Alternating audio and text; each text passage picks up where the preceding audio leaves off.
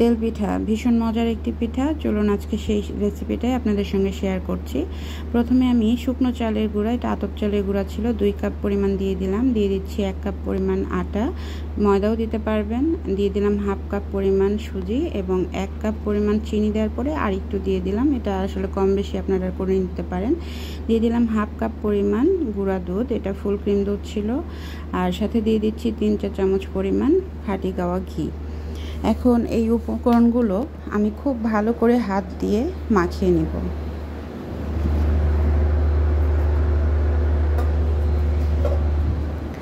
এই ময়ান দেওয়াটাই কিন্তু আসলে পিঠা তৈরির একটা মেইন পদ্ধতি বলতে পারি।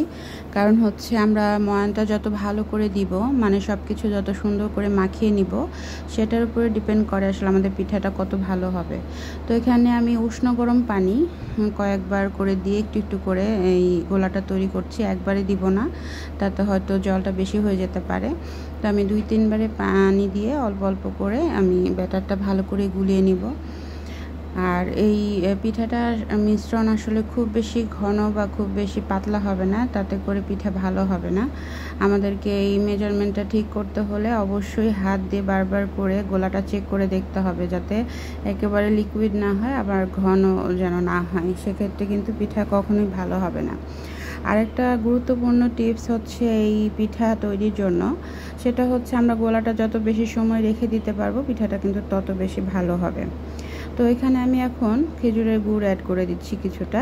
এখানে হাফ কাপের একটু বেশি হবে খেজুরের গুড়, যেহেতু আমি চিনি দিয়েছি, সো গুড়টা খুব বেশি না দিলেও চলবে। জাস্ট হাফ কাপ পরিমাণ গুড় দিয়ে আমি এটা আরও কিছুক্ষণ ম্যারিনেট করে রেখে দিব। আমি প্রায় 3 ঘন্টার মতো কিন্তু এই গোলাটা করে রেখে দিয়েছিলাম, এবং ততক্ষণে কিন্তু গুড়টা একদম গলে গোলার সঙ্গে মিশে যাবে। তো এই 3টা ঘন্টা আমি দিয়েছি রেস্ট নেওয়ার জন্য গোলাটা। আপনারাও চেষ্টা করবেন অবশ্যই একটু বেশি সময় ধরে যেন গোলাটা তৈরি করে রেখে দিতে পারেন, তাতে পিঠা সত্যিই সুন্দর হয়। এখন চলে যাচ্ছি, 3 ঘন্টা পরে ফিরে আসছি আবারও। তো চলে আসলাম, এখন কড়াইতে বেশ অনেকটা পরিমাণ তেল দিয়ে নিয়েছি। এখানে দিয়ে দিচ্ছি 1 হাতা পরিমাণ গোলা। এবং এই পিঠা তৈরির আরেকটা গুরুত্বপূর্ণ টিপস হচ্ছে, আমরা যখন পিঠা তৈরি করব, প্রথমে তেলটা একটু ভালো করে গরম করে নিয়ে তারপরে কিন্তু একদম মিডিয়াম টু লো আঁচে রাখতে হবে। এটা খুব বেশি আঁচে করলে পিঠা ফুলে যাবে ঠিকই, কিন্তু ফেটে যাবে এবং সেক্ষেত্রে গোলাটা চারপাশে ছড়িয়ে যাবে, পিঠা ভালো হবে না। তো এটা একটু মাথায় রাখলে পারে পিঠা কিন্তু অনেক সুন্দর হবে। তো দেখতেই পাচ্ছেন আমার আজকের তেল পিঠাটা কত সুন্দর করে ফুলেছে, এবং আমি দুপাশে সুন্দর করে লালচে করে ভেজে নিব। উল্টিয়ে দিচ্ছি এখন।